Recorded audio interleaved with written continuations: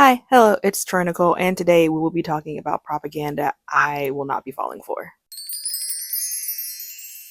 We're also going to hope and pray that this scarf stays on. I normally secure it with a bobby pin, but since bobby pins tend to grow feet and walk away, we're just going to hope and pray it does not slide off by the end of this video. Also, my shirt, obsessed with it. Got it from Spirit Halloween. It says "Follow Your Dreams" on it with Freddy Krueger. I thought it was very fitting for me to wear this today because while there is lots of propaganda I will not be falling for, there is propaganda that I do fall for. And unfortunately, one of those things tend to be Halloween themed shirts, like graphic tees. They're my thing. Okay, maybe it's the millennial in me. I don't know. But walking in to Spirit Halloween and seeing those horror shirts, it does it for me. I can't lie. I will buy a shirt with a horror character on it in a quick second. Ask me how many killer clowns, ghost face, ghosts, murderous villains I have. I probably don't have that many actually. I'm probably being over the top, but still. I will go out and purchase it. So propaganda I do fall for, unfortunately, is that part of consumerism where I think that I need a shirt for every horror film that I watch. Not a good thing, but I do. So since we're in the month of October, I'm all spookied up. Anyone who knows me knows that my favorite season is Halloween season. And yes, I mean the season. I know it's technically a day, but October is the Halloween season. And I think this season is far more important than the actual day itself. Like, do I love the 31st? Absolutely. But that also means that the season is ending and spooky season is ending, which means I can't go to the grocery store and see 8,000 jack-o'-lanterns and pumpkins, and I won't be seeing all of the cute Halloween decor outside of my house. So that is why. The season, yes. The day, okay. Although I haven't been in the Halloween spirit that much because I live in Houston, okay? And back when I was a kid, September would come around, the leaves would change, it'd be all fall looking and beautiful. And then you'd have to wear a little jacket to school. It's like 95 degrees outside right now. Every leaf out there is green. Look like it just sprung up in April. I need to get more in the mood. I think a part of the reason is because I'm spooky all year round, so sometimes me getting into the Halloween spirit feels normal. So we'll see. We'll see. Maybe I need to watch Over the Garden Wall and then I will be ready to dive into the Halloween season because it's only the what day is it? It's only the 8th, which means we have plenty of season to go. So anyway, I'm yapping for no reason. Let's get into the video. So I broke this up into two parts. And since I'm a Halloween girly, I figured one half can be Halloween and fall themed, and then the other half can be journaling themed. So we're gonna start off with Halloween because I mean, why not? It's fresh on my mind and I forget stuff so fast, so we should do this one first. Okay, the first one I will mention, propaganda that I will not be falling for, is buying excessive amounts of Halloween themed, cozy fantasy, cozy murder esque type novels in bulk. So I've never really been big on buying excessive amounts of books at one time, but especially now. Because I don't know if I even like cozy fantasy. In the grand scheme of things, it feels like something I would like, and it feels like something I would probably spend money on, especially as someone who grew up with her grandmother watching Sherlock Holmes and like really, I don't know if I should call Sherlock Holmes cozy, but I feel like it's kind of cozy. I don't know. I'm just too into spooky stuff, but though I wouldn't call him spooky. But you know what I'm trying to say, right? Like it gives that cozy vibe. It feels like it should be up my alley. That's not the part that stops me. It's the part that I would be buying like 12 books for the month that I probably won't end up reading because I'm a mood reader and I'm a vibe reader. And it's kind of like I'm in the vibe to read Heartstopper. I'm in the vibe to read Emily Henry. I'm in the vibe to read James Baldwin. It goes kind of like that. So me buying an excessive amount of cozy fantasies, cozy romance, cozy buzzword, whatever, is not right for me. And all that's going to happen is that it's going to end up on my shelf with my endless TBR. So for me, would I be going out and purchasing a bunch of cozy books? No. What I think I am going to do though is look to see what's on Libby, Hoopla, or Cloud Library. And if they have them, I will put them on hold. The likelihood of me being able to read them in the season is probably unlikely, but worst comes to worst, I can find it on Hoopla and read it immediately, but if not, I'm okay with not reading it. Okay, number two, and I feel a bit bad about this one because I know a lot of people like this, but I don't get it. And that is orange dyed paper towels or dyed paper towels in a general sense. Now, I'm not talking about decorative paper towels. You know, like you go to Party City or something. Does Party City still exist? I don't know. But you know, you go to Party City or maybe you go to TJ Maxx or Home Sense, Home Goods, whatever, and they have the pretty paper towels that come in like a packaging when they're all square and they have ghosts, pumpkins, peanuts characters on it. I'm not talking about those because I get that those are for like parties and for the season and stuff like that. I get that. And I'm not opposed to those things. I think for me, the orange like roll of paper towels looks gross. It does not appeal to me and in my Halloween nature to go buy red dye number whatever on paper towels. And now you may be thinking, but Troy, the decorative paper towels at TJ Maxx have the dye in it. And yes, I 100% agree with you. But for me, a roll of paper towels, you like clean your counter with it and stuff like that. And I don't know, having an orange, and it's in this like bright orange. It's so orange that it gives me a headache, which is interesting because I have things that are that color orange, but I do think that paper towels, like a roll of paper towels, I don't get it. I mean, honestly, the paper towel roll I actually get from my house has nothing on it. Like, there's no emblems on there. Like, you don't have hefty on my paper towels or something. Like, it's literally just white paper towels. I don't get it. And even if I did get it, the orange is not for me. I don't like it. I don't think it's festive. I don't think it's cute. I mean, to each their own. But for me, I'm gonna say no. I'm gonna have to say no. I'm sorry. Get it if you want it, but it's not for me. It's not something that I would ever purchase. Okay, number three, Halloween mugs.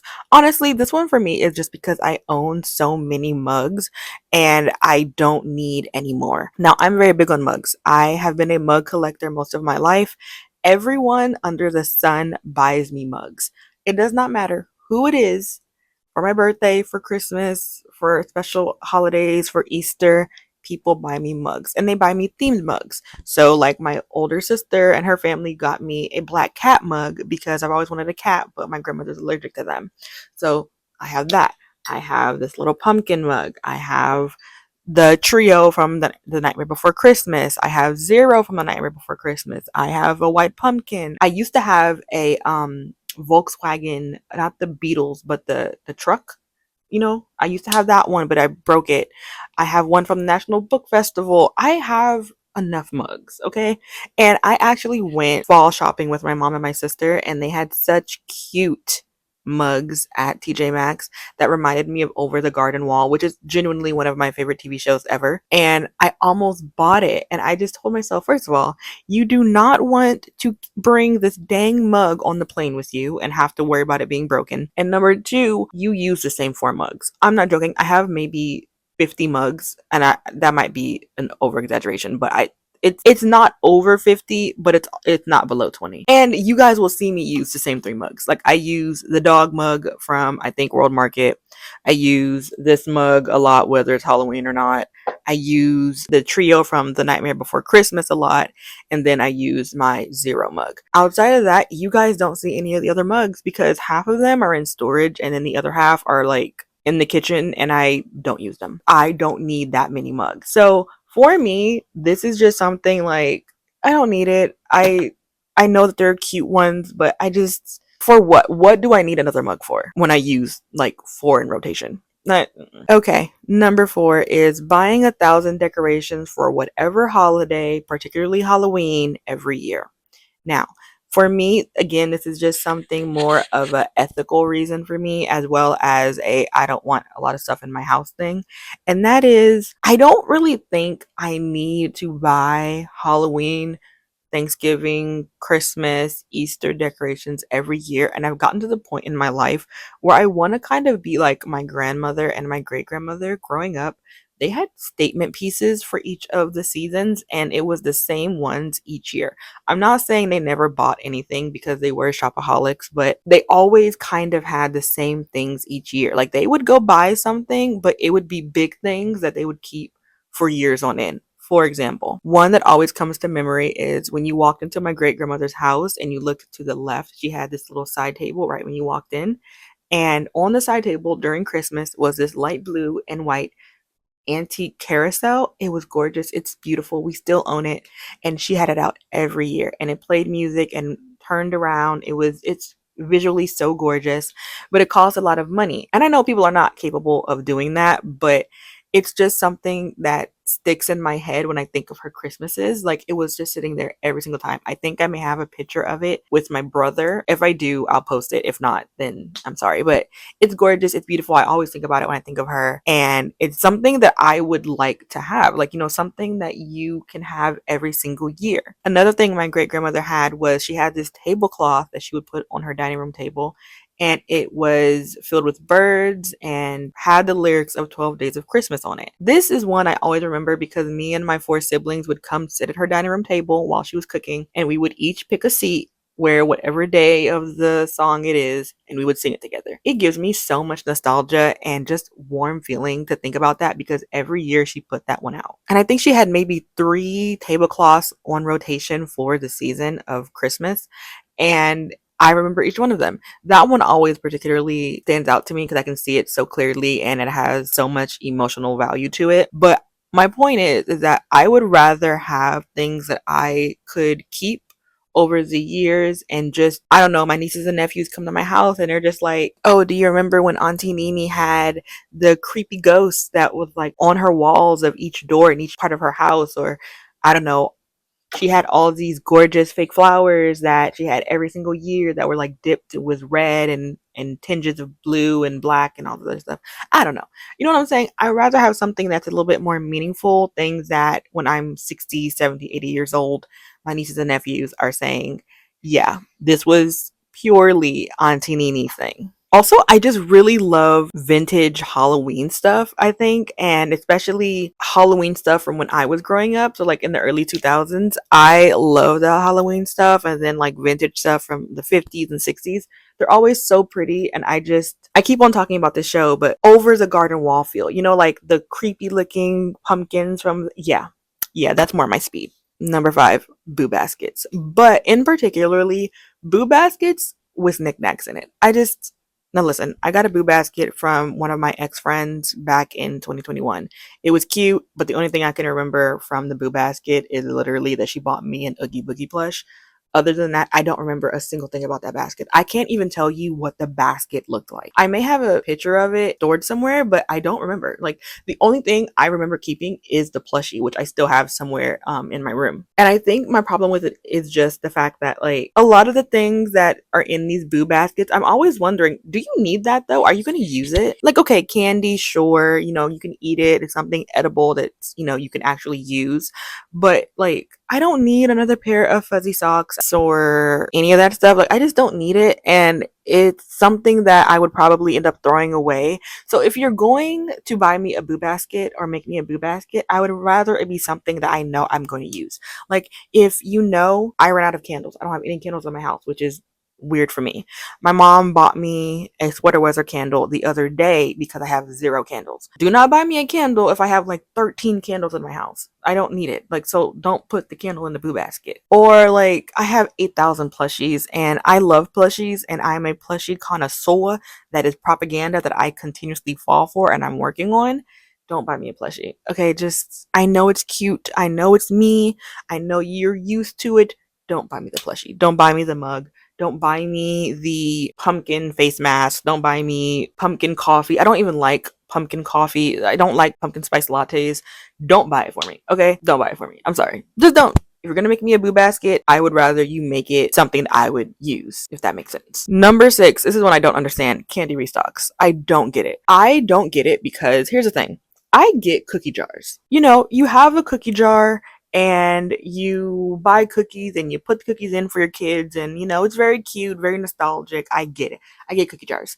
I don't get the candy. First of all, candy is already normally in wrapping. So if you want all the candy in one place for your kids or for yourself or for your family, I totally get it. My aunt has cookie jars that she uses for candy instead. So like her son loves candy, so she keeps little sugar-free candies in there so he can go get it himself. I get that. I get it. Okay. What I don't really get is candy that can be hardened that don't have its own individual wrapper being restocked. Why are we restocking gummy bears? I don't get it. I don't get it. I don't get it. I don't get it. Restocking gummy bears that are already in a packaging to put them in packaging that does not have a lid that fully closes. I don't get it. I don't even really understand if the lid is fully closed. Like, is it just so you can see the gummy bears? I don't get it. Also, I don't really eat that much candy, so maybe that's part of it, but I especially don't get it when you're refilling it to put it in something that does not close all the way or seal tight enough for it not to get hard. I don't understand. Number 7, I don't get this one. Halloween cleaning supplies. The only soap I want in my bathroom is antibacterial soap. Okay, I don't need it to smell like pumpkin spice. I don't need it to smell like apples or leaves, fresh snow. I don't need that. I don't need that. The only thing I want my countertops to smell like is Clorox. Okay, I'm sorry. Or whatever other cleaner that is normal. I don't want a pumpkin spice 409. Okay, I just don't want it. I get the dispensers. Okay, I get buying the pumpkin dispenser for your rooms. Okay, I like that. I'd probably buy that. But then people buy 13 of them and so they can switch them out. I'm not gonna lie to you. It's hard for me to remember to refill the soap. I mean, it'll get to the point where the soap is like, this is the dispenser, and I'm just like, oh, it's close to time to refill that. It'll be like right here by the time I remember to refill it. And that's something I actually use every day. I am not going to remember to continuously think to myself, it's been 2 weeks, time to change the pumpkin for Dracula. I'm not going to remember that. I'm not going to remember that. It's kind of like people go to Bath and Body Works and then they'll get the lights and it'll be like a castle, it'll be a vampire, a ghost, or whatever.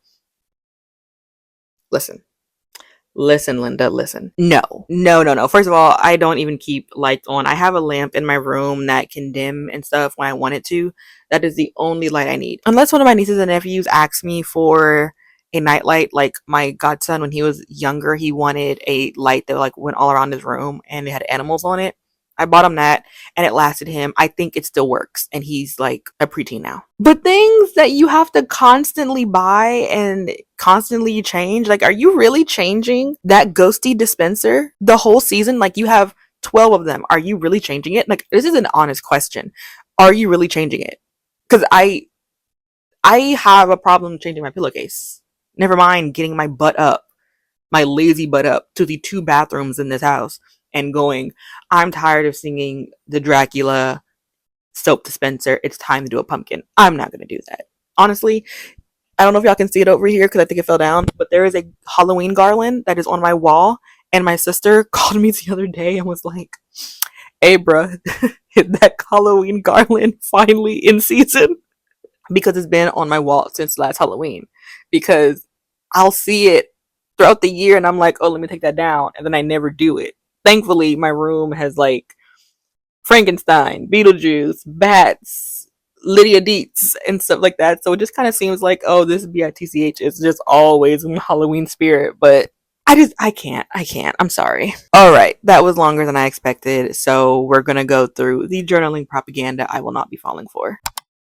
Number 1, I've talked about this a little bit on my channel, and that is being a part of every drop. And I mean stickers, washi, planners, journals, notebooks, whatever you want to call it, being a part of every single one of them. Now, granted, I do tend to let myself enjoy it. Like, I'll enjoy the culture around it. I'll watch my friends and my mutuals videos about the 𝚗𝚊𝚖𝚎 they buy, the traveler's notebook they buy, what they got from Louise Carmen, Paper Republic. I will watch them, but that is about as far as I go for it, just because I do think that just being within the journaling culture, the planner culture on social media can make you think, I need this, I need that, I need this.